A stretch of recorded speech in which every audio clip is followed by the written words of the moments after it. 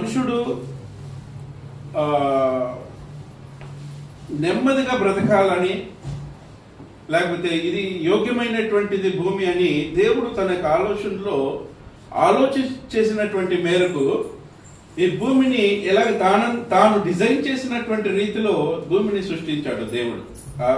అద్భుతంగా 6 రోజులు ఆయన చేసినటువంటి అద్భుతాలు అలాంటివి ఇలాంటివి కాదు.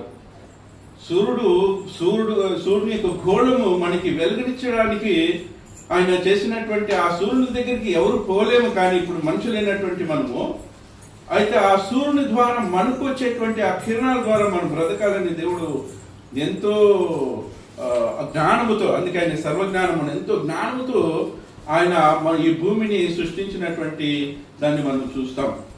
ఈ భూమిని అంతటినీ చేయడానికి కారణం ఏంటంటే మనుషులైనటువంటి మన కొరకు. మనుషుడు ఈ భూమి మీద సంతోషంగా, ఆనందంగా ఈ శరీరం కావాల్సినటువంటి దాన్ని పొందుకుంటూ అలాగే బతకాలని దేవునికి ఉద్దేశమైంది. కాబట్టి దేవుడు అన్నిటినీ సమకూర్చి దేవుడు చేశాడు. చేసిన తర్వాత దేవుడు సృష్టి చేసిన తర్వాత భూగోళంలో మానవుణ్ణి తయారు చేయాలనేటువంటిది ఆయన యొక్క సంకల్పంలో ఉంది. కాబట్టి ఎందుకంటే ఆయన సంకల్పం ఏంటి అనేటువంటి దాన్ని గమనించినట్లయితే రోమీయులకు రాసిన పత్రిక 8వ అధ్యాయంలో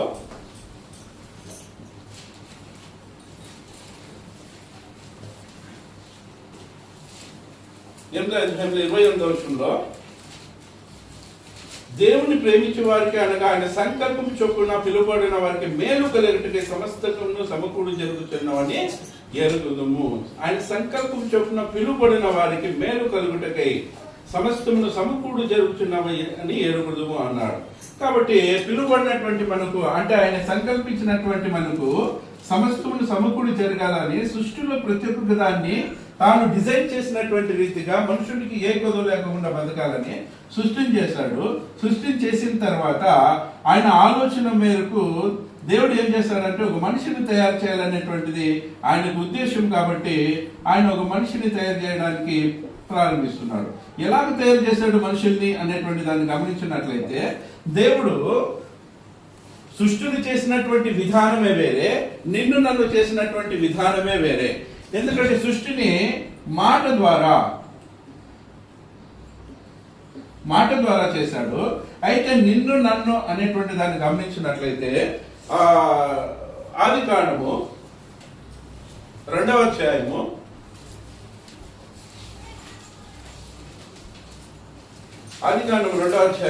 7వ వచనాన్ని మనం గమనించినట్లయితే దేవుడైన యెహోవా నేలమట్టితో నరుని నిర్మించి వాని నాసికారంధ్రంలో జీవవాయువును ఊదగా నరుడు జీవాత్మ అయ్యెను.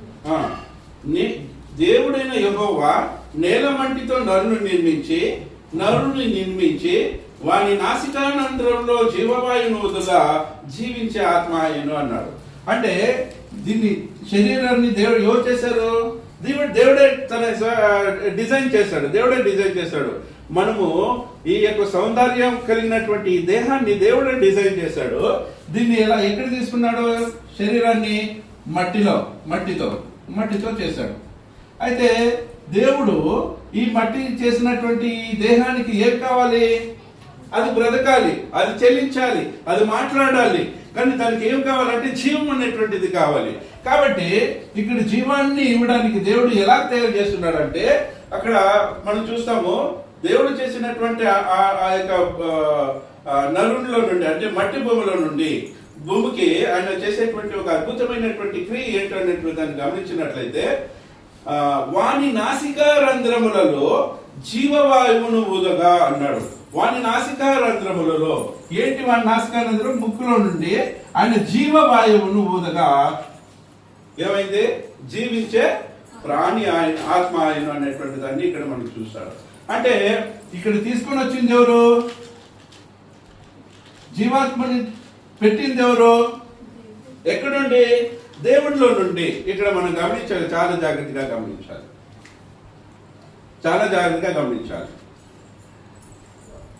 ఇక్కడ యేసుక్రీస్తు ప్రభువారా తండ్రి అయినటువంటి దేవుడు.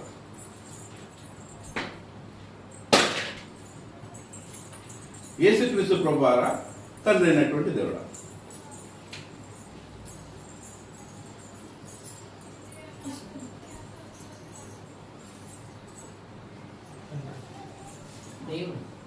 ఇది యెహోవా అని ఉంది.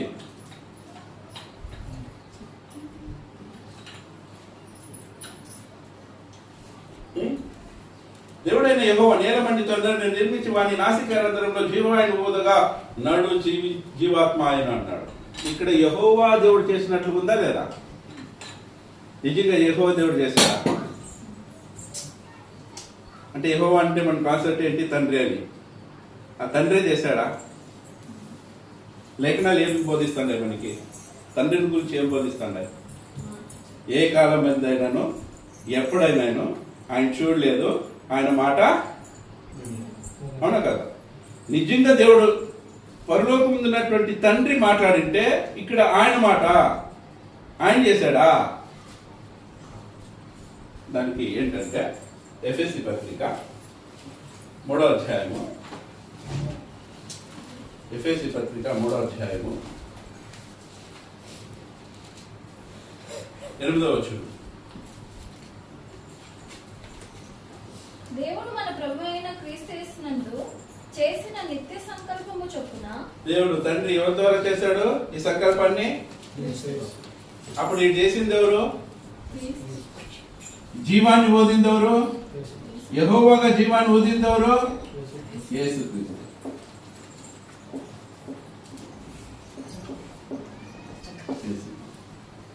మనలో జీవాన్ని పెట్టింది ఎవరు? మొదటగా మనలో జీవాన్ని పెట్టింది ఎవరు? యేసుక్రీస్తు ప్రభువారే. యేసుక్రీస్తు ప్రభువారే. ఎందుకంటే మొట్టమొదటి ఆదాము నుండి జీవం పెట్టినటువంటి దేవుడు యేసుక్రీస్తు ప్రభువారు దేవుడు చేసినటువంటి నిత్య సంకల్పం ప్రకారంగా ఈ నిత్య సంకల్పంలో యేసుక్రీస్తు ప్రభువారే ఈ యొక్క ఆకారాన్ని ఇచ్చి, ఈ ఆకారంలో దేవుడు జీవాన్ని అంటే యెహోవా జీవాన్ని ఊది జీవించేటువంటి ఆత్మగా చేసినటువంటి దాన్ని మనం చూస్తాం. లేఖనాలను ఎప్పుడే కానీ ఇక్కడ అవునని ఇక్కడ కాదనకూడదు, ఇక్కడ కాదని ఇక్కడ అవునకూడదు.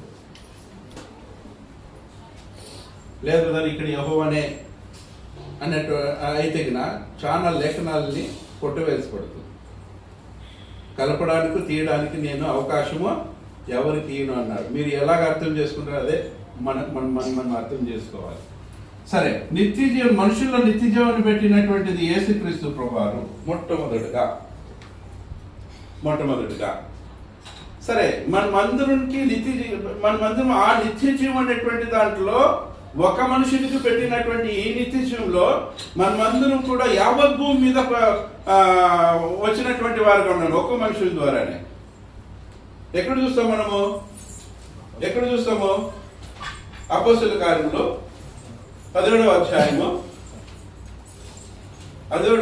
అపోస్తలుల కార్యములో 17వ అధ్యాయము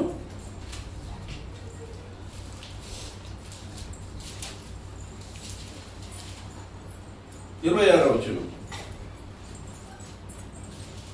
మరియు యావత్ భూమి మీద కాపురముటకు ఆయన ఒకరి నుండి ప్రతి జాతి మనుషులను సృష్టించి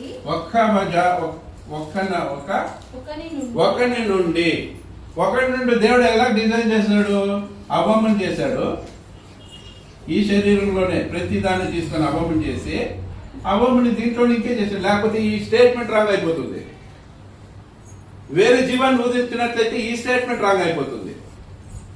ఒక మనిషి నుండి యావత్ మీద కాపలు ఉండేట కానీ ఇక్కడ మాట్లాడినటువంటి స్టేట్మెంట్ రాంగ్ అయిపోతుంది.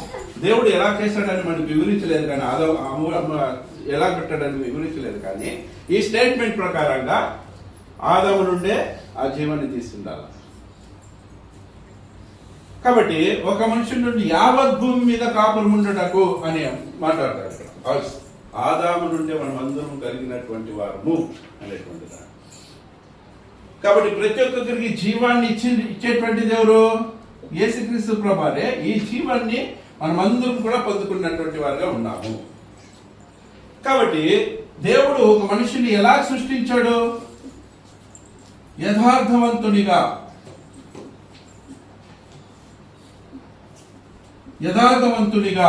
అంటే స్వతంత్రుడుగా, ఒక బానిసగా చేయలేదు.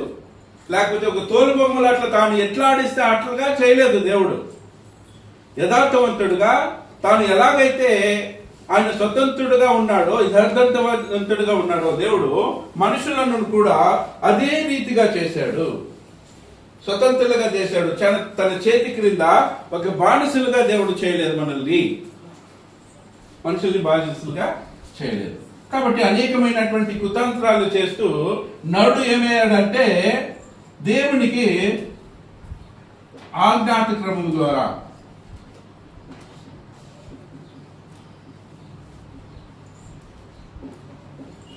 దేవునికి దూరమయ్యారు.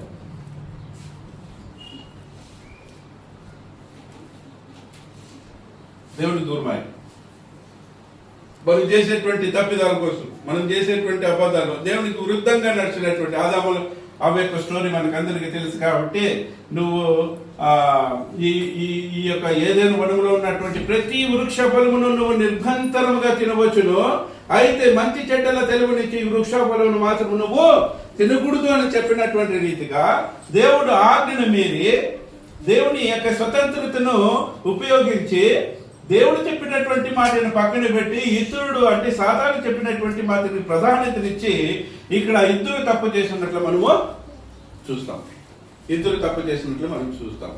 అయితే దీన్ని వీళ్ళు ఏం పోగొట్టుకున్నారు?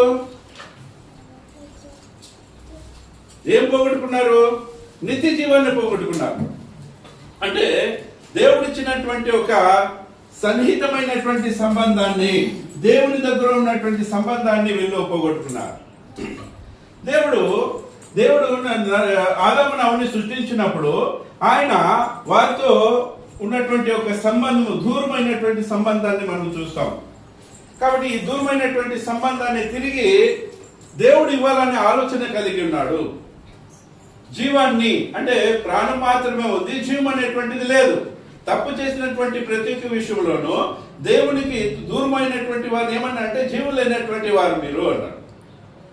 ప్రకటన గ్రంథంలో 3వ అధ్యాయంలో మాట్లాడితే ఏమంటున్నాడంటే 3వ అధ్యాయంలో ప్రకటన గ్రంథంలో సంఘమేమో ఉంది, వాళ్ళు పేరుకు మాత్రం బ్రతికి ఉన్నారు. అయితే వాళ్ళు ఎలా ఉన్నారంటే మృతులుగా ఉన్నారు అన్నారు. 1వ అధ్యాయం 1వ వచనంలో సాదీసులో ఉన్న సంఘపు దూతకు రాయము, 7 నక్షత్రములను దేవుని 7 ఆత్మలను గలవాడు చెప్పు సంగతులను ఏమనగా, నీ క్రియలను నేను ఎరుగుదును, ఏలైనగా జీవించుచున్నావన్న పేరు మాత్రం ఉన్నది కానీ నీవు మృతుడవే అనేటువంటి రీతిని ఇక్కడ తెలియజేస్తున్నాడు. సంఘం ఉంది, ఎలా ఉన్నారు? దేవుడు ఇష్టపడినటువంటి రీతిగా జీవము లేనటువంటి సంఘము, ప్రాణము లేనటువంటి సంఘము అని అక్కడ చెప్పబడుతుంది. భూమి మీద ఉన్నటువంటి ప్రతి ఒక్కరు దేవుడు ఆజ్ఞాపించినటువంటి క్రమాన్ని వదిలి, దేవుడు చెప్పినటువంటి క్రమాన్ని వదిలి దేవుడికి వ్యతిరేకమైనటువంటి పనులు చేస్తూ దేవుడు ఇచ్చినటువంటి ఈ జీవాన్ని పోగొట్టుకున్నటువంటి వారు ఈ భూమి మీద చాలా మంది ఉన్నారు. అలాంటి పరిధిలో దేవుని సువార్తను విని విశ్వసించి వచ్చినటువంటి కొంతమంది బాప్తిసం తీసుకున్నటువంటి వారు తిరిగి మనము నిత్య జీవాన్ని పొందుకున్నటువంటి వారు, జీవాన్ని పొందుకొని దేవునికి దగ్గరయ్యి దేవుని యొక్క సన్నిధానానికి వచ్చి దేవుణ్ణి మరుపరిచేటువంటి బిడ్డలుగా కొద్ది మందిగానే ఈ భూమి మీద మనం ఉన్నామనేటువంటి దాన్ని మనం గమనించాలి. మనము ఏ భేదములు లేదు, అందరూ పాపం చేసి దేవుడు అనుగ్రహించేటువంటి మహిమను పొందలేకపోతున్నాము అనేటువంటి దాన్ని మనం గమనించినట్లయితే ఒక మనుష్యుడు, ఏ మనుషుడు కూడా తానికి ఉన్నటువంటి స్వతంత్రతను అతను ఆ స్వతంత్రతను దేవుని చెప్పినటువంటి కార్యాలకు ఉపయోగించుకోకుండా, ఆజ్ఞలకు ఉపయోగించుకోకుండా, అంటే దేవుడు చెప్పినటువంటి దానికి ఉపయోగించుకుంటే ఆయన దేవుని మహిమని పొందలేకపోతున్నాడు అనేటువంటి దాన్ని ఇక్కడ మనం అందరూ గమనించవలసినటువంటి రీతిగా ఉన్నాం. ఏ భేదం లేదు, అందరూ పాపం చేసి దేవుడు అనుగ్రహించేటువంటి మహిమను పొందలేకపోతున్నాం. అదే రోమపత్రికలు ఏమంటాడంటే ఒక్కడును లేడు, నీతివంతుడు ఒక్కడును లేదు, అందరూ త్రోవ తప్పి పనికి మాలిన వారేది అన్నాడు. నీతివంతుడు 10వ వచనంలో, 3వ అధ్యాయం 10వ వచనంలో ఇందుకు గురించి రాయబడినది ఏమనగా, నీతివంతుడు లేడు, ఒక్కడును లేడు, గ్రహించువాడెవడును లేడు, దేవుని వెదుకువాడు లేడు, అందరూ త్రోవ తప్పి ఏకముగా పనికి మాలిన వారైరి, మేలు చేయవాడు లేడు, ఒక్కడైనను లేడు, వారి గొంతుగా తెరిచిన సమాధి, వారు నాలుకతో మోసము చేయుదురు అని చెప్పబడినటువంటి రీతిని మనం చూస్తాం. ఏ భేదమును లేదు, అందరూ పాపం చేసి దేవుడు అనుగ్రహించేటువంటి మహిమను పొందలేకపోతున్నామంటే జీవులో నుండి తప్పిపోచున్నాము. జీవులో నుండి తప్పిపోచున్నాము. దేవుడు జీవాన్ని వదిలితే మనం జీవులో నుండి తప్పిపోచున్నాము అనేది. ఇప్పుడు జీవాన్ని వదిలిపెట్టినటువంటి వారు నిత్య జీవాన్ని ఇవ్వాలంటే ఎవరే సమర్థులు? దాన్ని ఎవరికైతే ఉందో వాళ్ళే సమర్థులు కదా. ఈ జీవాన్ని ఎవరితో ఉందో వాళ్ళే సమర్థులు. కాబట్టి ఈ నిత్య జీవాన్ని ఇవ్వడానికి యేసుక్రీస్తు ప్రభువారు నిత్య జీవమైనటువంటి రీతిలో ఈ భూలోకంలో వచ్చినటువంటి పరిధిని మనం ఆలోచన చేసినట్లయితే నిత్య జీవానికి తిరిగి ఇవ్వడానికి యోహాను సువార్త మనం గమనించినట్లయితే, యోహాను సువార్త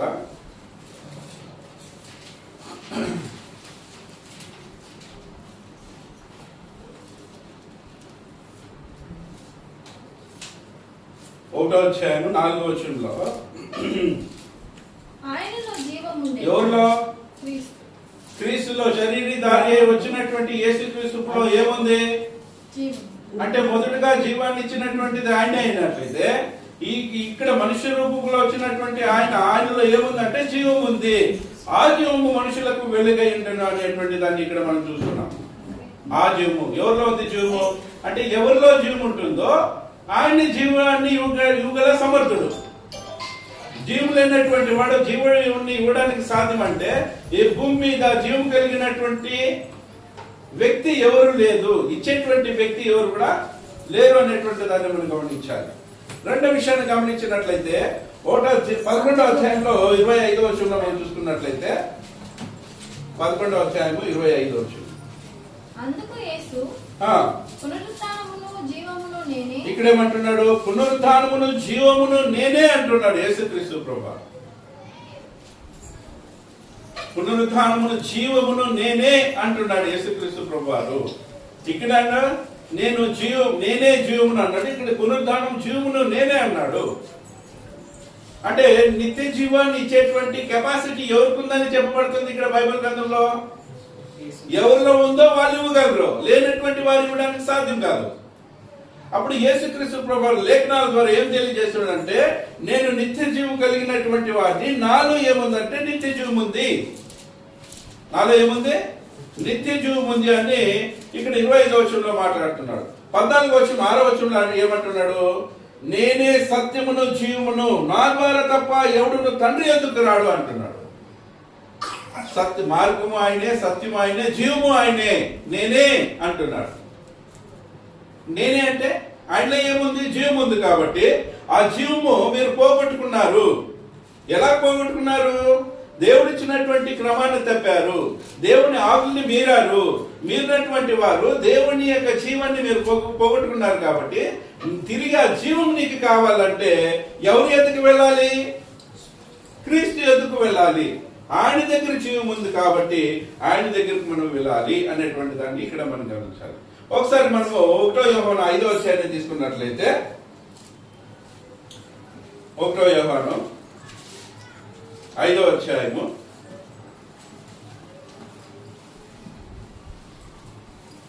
11వ వచనం. దేవుని కుమారుని అంగీకరించువాడు జీవము గలవాడు, దేవుని కుమారుని అంగీకరింపని వాడు జీవము లేనివాడు.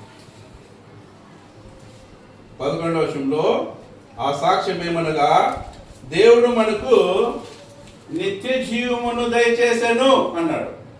ఆ జీవము ఆయన కుమారుని యందు ఉన్నది అన్నాడు. ఆ జీవము మనకు జీవం కావాలంటే ఆయన ఎవరిలో పెట్టాడు జీవాన్ని? అంటే ఎవరి ద్వారా జీవాన్ని పొందుకోవాలి? మనము క్రీస్తు ద్వారా మాత్రమే మనం జీవాన్ని పొందుకోవాలి. కాబట్టి అంటున్నాడు ఆ జీవము ఆయన మనుషుని ఎందున్నది అన్నాడు, ఆ కుమారుని ఎందున్నది అన్నాడు. ఆ కుమారుని అంగీకరించువాడు జీవము గలవాడు, దేవుని కుమారుని అంగీకరింపని వాడు జీవము లేనివాడు అన్నాడు. దేవుని కుమారుని అంగీకరింపని వాడు. అదే ఒకటో అధ్యాయం 2వ వచనం చూసుకున్నట్లయితే, 1వ అధ్యాయం 2వ వచనం చూసుకున్నట్లయితే, ఆ జీవము ప్రత్యక్షమై ఆ జీవం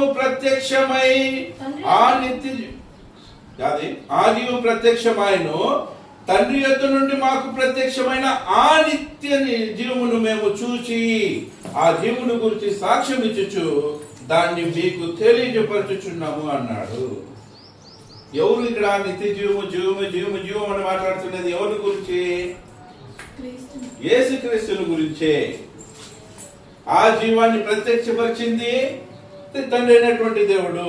నీ కొరకు నా కొరకు అంటున్నాడు. యోహాను గారు అంటున్నాడు, జీవవాక్యంలో జీవ వాక్యమును కూర్చున్నది ఆది నుండి ఏది ఉండెనో మేమేది వింటుమో కన్నులారా ఏది చూచితుమో ఏది నిధానించి కనిగొట్టుమో మా చేతులు దేన్ని తాకి చూచినో అది మీకు తెలియజేయుచున్నాము. ఆ జీవము ప్రత్యక్షమాయను తండ్రి యొద్ద నుండి మాకు ప్రత్యక్షమైన ఆ నిత్య జీవును మేము చూచి ఆ జీవుని గురించి సాక్ష్యం ఇచ్చుచు దాన్ని మీకు తెలియపరచుచున్నాము అన్నాడు. కింద అంటున్నాడు, మాతో కూడా మీకును సహవాసం కలుగునట్లు మేము చూచిన దాన్ని విన్న దాన్ని మీకును తెలియజేస్తున్నాము. మన సహవాసం అయితే తండ్రితో కూడాను ఆయన కుమారుడైన యేసుక్రీస్తుతో కూడాను ఉన్నది. మన సంతోషం పరిపూర్ణమగుటకై మేమీ సంగతులను వ్రాయిచున్నాము అన్నాడు. జీవుని కూర్చున్నటువంటిది ఆయన క్రీస్తులో మనకందరికి తిరిగి పోగొట్టుకున్నటువంటి జీవాన్ని తిరిగి మనం పొందుకోవాలంటే నిత్య జీవం పొందుకుంటే ఏమొస్తుంది? నిత్య జీవం పొందుకుంటే ఏమొస్తుంది? మీకు పరలోక రాజ్యంలో ఒక స్థానం అనేటువంటిది వస్తుంది.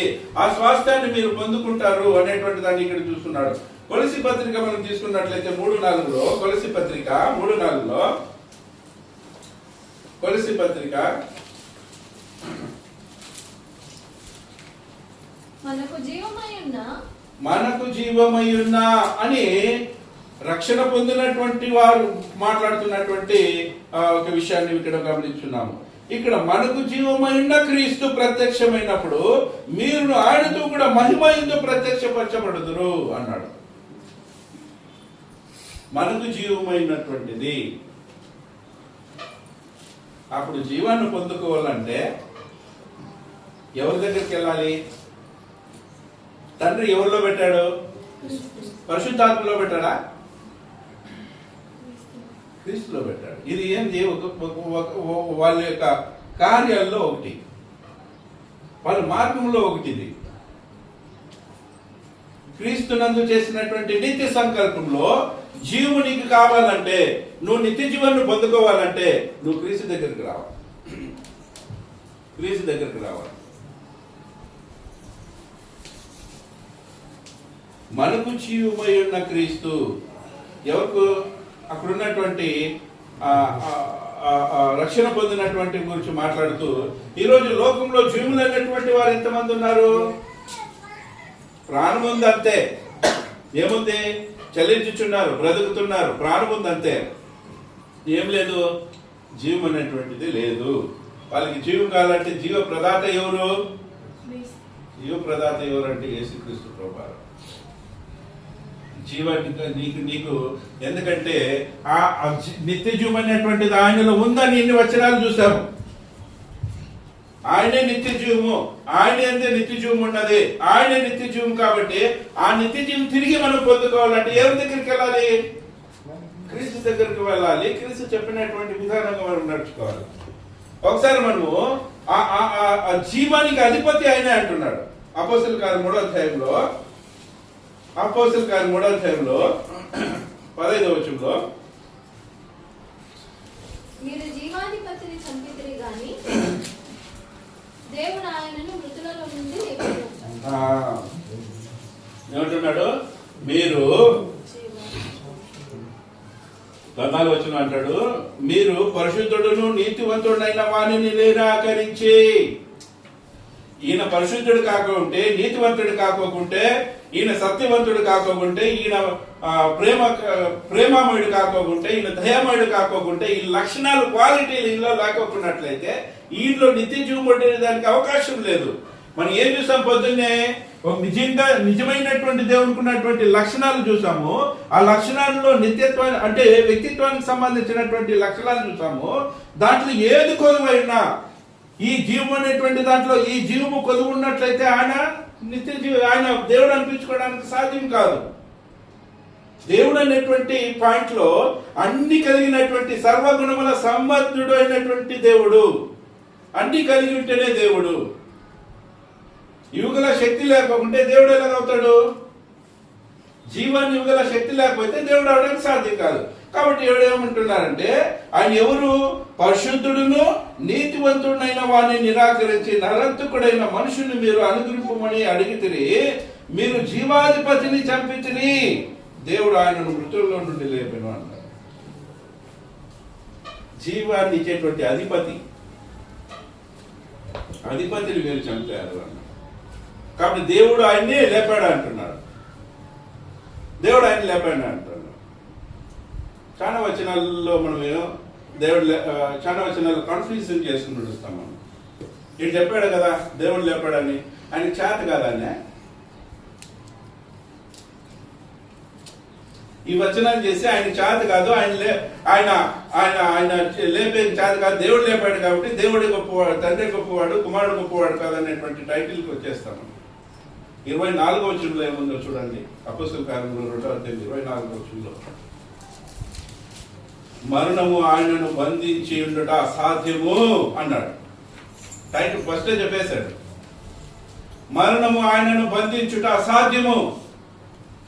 ఎందుకంటే వాళ్ళ యొక్క కార్యాల్లో ఏదేది ఎలా జరగాలనేటువంటిది ముందుగానే నిర్ణయించబడినటువంటిది. కాబట్టి దేవుడు ఆయన లేపాల శరీరంలో ఆయన మరణం పొందాడు కాబట్టి వాళ్ళ ప్రకారంగా లేపాలనేటువంటి ఇది ఉంది కాబట్టి ఆయన లేపాడు. కాబట్టి మరణం ఆయనను బంధించుట అసాధ్యము కనుక దేవుడు మరణ వేదములను తొలగించి ఆయనను లేపెను. ఆయన మరణించి అలాగే వెళ్ళిపోయినట్లయితే నీకు నాకు రక్షణ ఉందా? నీకు నాకు నిత్య జీవం ఉందా? కానీ మీరు జీవాధిపతిని చంపితిరి, దేవుడు ఆయనను మృతుల్లో నుండి లేపెను, అందుకు మేము సాక్షులము అంటున్నాడు. ఎవరు సాక్షులు? అపోస్తులు. మేము సాక్షులము అనేటువంటి దాన్ని ఇక్కడ తెలియజేస్తున్నాడు. జీవాధిపతిని మీరు చంపితిరి, జీవాన్ని ఇచ్చేటువంటి అధిపతిని మీరు చంపి, దాని కొరకే వచ్చాడు ఆయన. దాని కొరకే వచ్చాడు. వీళ్ళు ఏం చేస్తున్నారు వీళ్ళకి తెలీదు, నైనా వీళ్ళని క్షమించు అన్నాడు. ఆయన మరణించడానికి వచ్చాడు, నీ కొరకు నా కొరకు నిత్య జీవాన్ని ఇవ్వడానికి.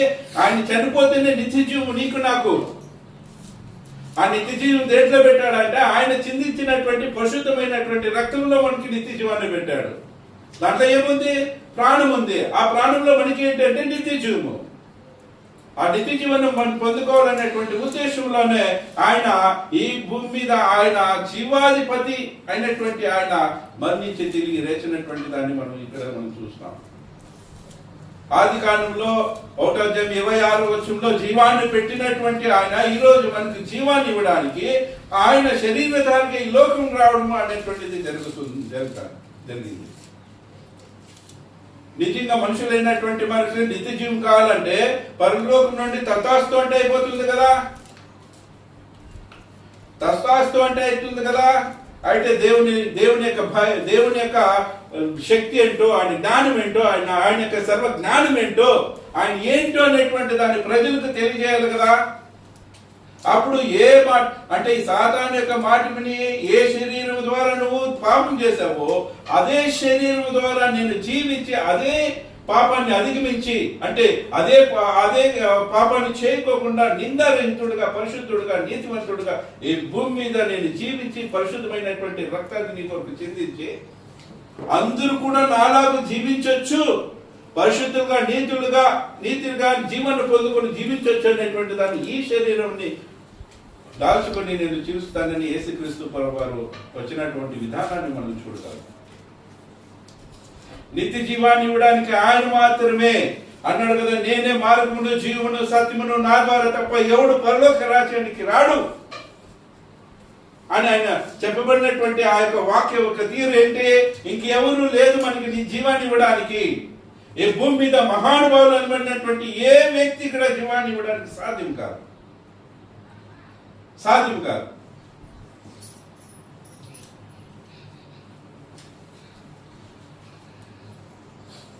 2వ అధ్యాయం 7వ వచనంలో ఆయన జీవం ఇచ్చినటువంటి రాజుగారి 2వ అధ్యాయం 7వ వచనంలో మనకి జీవాయువును ఊదినటువంటి ఒక మనుషుల ద్వారా ఎలాగైతే భూమిలో నిండి ఉన్నామో వారందరూ కూడా ఏం చేశారంటే దేవుడు చెప్పినటువంటి ఆ యొక్క మహిమను లేకపోతే ఆ యొక్క జీవాన్ని పోగొట్టుకొని అందరూ కూడా త్రోవ తప్పి వెళ్ళినటువంటి వారుగా ఉన్నారు.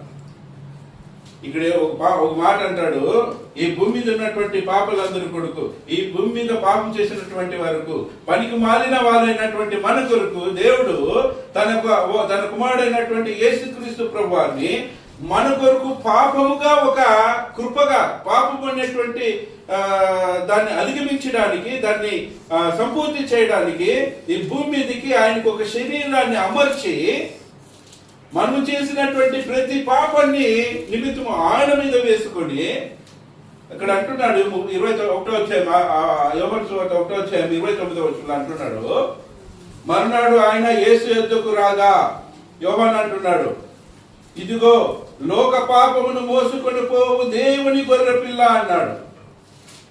అంటే ఎవరెవరైతే యేసుక్రీస్తు యొక్క సువార్తను విని, ఎవరైతే ఆయన మరణ పునరుత్థానముల యొక్క జీవ చరిత్ర విని ఆయన ఎందుకు వచ్చాడు, ఎందుకు మరణించాడు, ఎందుకు మృత్యుంజాడు, లేచాడు అనేటువంటి సత్య సువార్తని విని విశ్వసించి యేసుక్రీస్తుని దేవుని కుమారుడు ఒప్పుకొని మీ పాపాలను ఒప్పుకొని మీరు ఎవరైతే బాప్తిసం పొందుతారో వారికి యేసుక్రీస్తు ప్రభు ఒక్కసారి మన పాపాలన్నింటినీ మోసి ఆయన మన కొరకు శిలువ యాగము చేసినటువంటి దాన్ని, బలి అయినటువంటి దాన్ని మనం చూస్తాం.